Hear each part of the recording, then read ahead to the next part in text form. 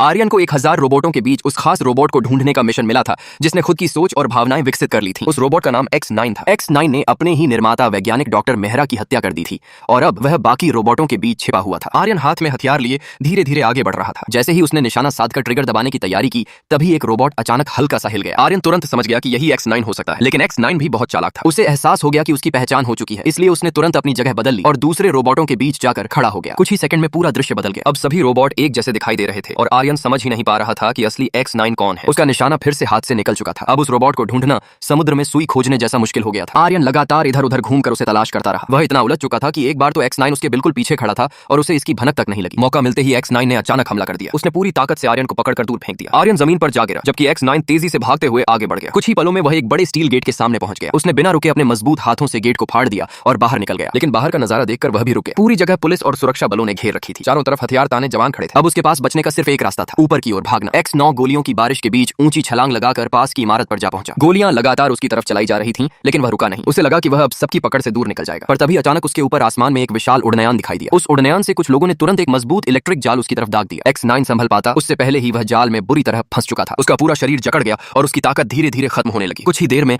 वह पूरी तरह काबू में आ चुका था, जबकि नीचे खड़ा आर्यन उसे शांत नजरों से देख रहा था।